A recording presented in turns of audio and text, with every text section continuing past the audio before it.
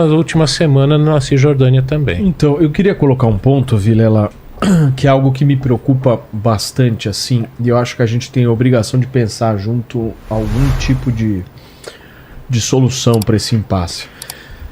Israel tem o direito de se defender. E isso é inquestionável. Aquele que fala que Israel não tem o direito de revidar depois dos ataques de 7 de outubro, não sei em que planeta que está vivendo. Israel tem o direito de dar uma resposta.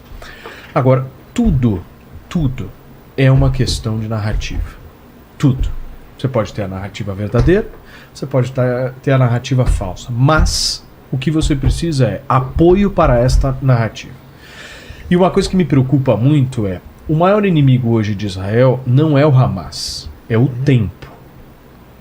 Conforme a semana passa, a situação para Israel vai ficando pior. Por que vai ficando pior?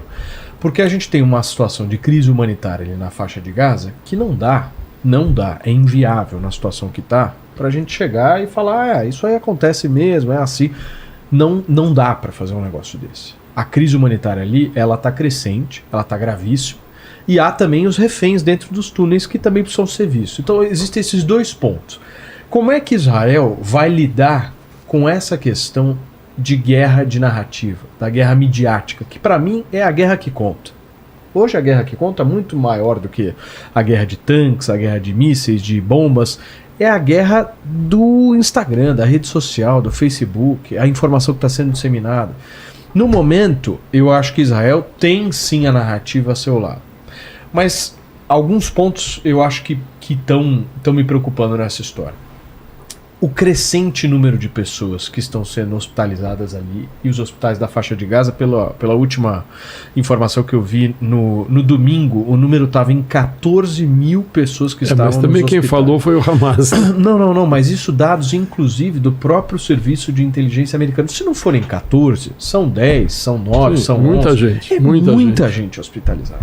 Se você for analisar as imagens dos palestinos ali, tendo que tomar banho no mar, com a água do mar, lavar louça com a água do mar, não ter água potável. Tem 48, 45% da população ali que está sem água potável. Então são impasses que Israel vai ter que vencer. Eu não estou dizendo que Israel está promovendo uma ação equivocada, não é isso. Eu estou aqui colocando obstáculos que existem, que são seríssimos, são gravíssimos, que podem vir a fazer, por incrível que pareça, se o negócio se alongar e se a situação da crise humanitária ficar ainda pior, dar munição para esse discurso mais romântico do Hamas. Porque existe hoje um discurso que é visível, que é um pouco ele é um pouco leve com o Hamas, ele é um pouco ameno com o Hamas, ele é um discurso que, eles estão tendo uma reação, são soldados, já viu isso? Os soldados do Hamas, eu já vi manchete falando que o Hamas tinha soldado. Você percebe nitidamente que são pontos ali que você vai colocando para uma certa romantização do Hamas. Tem mais um complicômetro. E essa romantização, Marcião, ela é muito eficaz e eficiente se ela for acrescida de imagens altamente chocantes que estão sendo geradas naturalmente depois dessa resposta de Israel. Então o ponto que eu trago para vocês é como é que Israel vai conseguir dar a sua resposta, que é absolutamente plausível e justa, precisa dar uma resposta ao Hamas, mas como é que ao mesmo tempo ele sinaliza para o mundo de que existe uma crise humanitária, eu vou tentar solucionar a crise humanitária, eu estou de olho nisso, eu estou tentando amenizar isso de todas as formas. Eu acho que é uma linha tênue muito difícil para Israel e eu volto a insistir, a cada dia que passa, essas imagens elas vão ficando cada vez piores, naturalmente, afinal de contas a incursão vai acontecendo, as bombas estão sendo lançadas, nós estamos no 23º dia, mas imaginem, sei lá, a gente no 47º dia. A situação para Israel vai estar pior. Tem mais coisas aí que eu queria colocar o seguinte. Para o Hamas, quanto mais tempo a guerra demorar, melhor.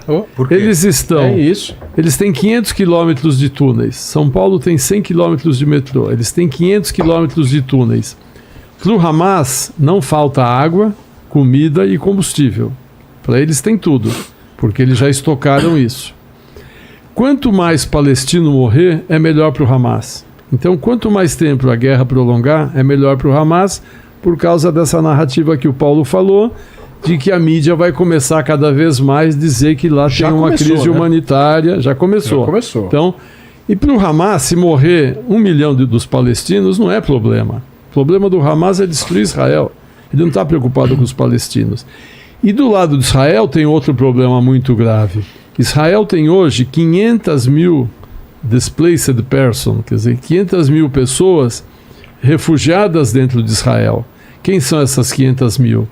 Pessoas que estavam morando perto da faixa de Gaza, pessoas que estavam morando perto da fronteira do Líbano, que tiveram que sair das suas casas porque estavam ameaçadas. Pessoas que perderam tudo no ataque terrorista de 7 de outubro, que já não tem mais casa, não tem mais nada, órfãos que perderam os pais, pessoas que perderam os familiares, pessoas traumatizadas, Do norte do Israel também, que tiveram que ser que tiveram que sair, como eu falei, a fronteira do Líbano, milhares de feridos. Israel também tem milhares de feridos que foram feridos no ataque de 7 de outubro, mais feridos dos mísseis que estão caindo em Israel. Então Israel tem 500 mil pessoas em situação de crise humanitária. É 5% da população de Israel, 6%, é muita gente. É como se no Brasil a gente tivesse 20 e tantos milhões de pessoas. E onde essas pessoas estão? Estão acampadas. Casas de amigo, casas de parentes, hotéis, apartamentos vazios. Estão lá improvisados, vivendo às custas do governo, que também perderam seus bens, suas roupas, tudo. Além disso, tem mais 350 mil jovens convocados para o exército. O exército israelense não é um exército profissional. Esses 350 mil não faziam só exército. Eles trabalhavam na economia israelense. Então, são empresas que estão sem mão de obra, são empresas de tecnologia, de serviço, de indústria, sei lá o que for, que está sem mão de obra. Então, nós temos 500 mais 350, 850 mil pessoas, 10% da população de Israel. Sendo que esses 350 são jovens à força de trabalho, 10% da população de Israel fora do dia a dia. Então Israel não pode prolongar essa guerra também por isso. Então, por um lado, Israel não pode prolongar. Por outro lado, o Hamas quer prolongar. Exato. Para Israel, prolongar é a pior coisa que tem. Para o Hamas, é a melhor coisa que tem. Então, tudo nessa região tem que ser vista com outros olhos. Por isso que as pessoas não podem dar palpite como dão sem conhecer, E tem sem entender o impasse assunto. dos reféns, né? Que a gente Os fala, reféns- obviamente, da crise humanitária, mas o que vai fazer com os reféns? Pessoalmente, eu acho muito difícil salvar os reféns. Para salvar os reféns só tem dois jeitos. O presidente do Irã lá, Só o pegar o telefone Ayatollah e ligar. chefe. Pega e liga. Não, se o Ayatollah do Irã ou o ditador do Catar ligar para o Hamas e falar solta, eles vão soltar. Como eles não vão pedir, e uma das defesas do Hamas é segurar os reféns, a gente nem sabe quantos estão vivos. Quer dizer, falam em 230, agora se chegou nesse número, mas não se sabe quantos estão vivos. Acho...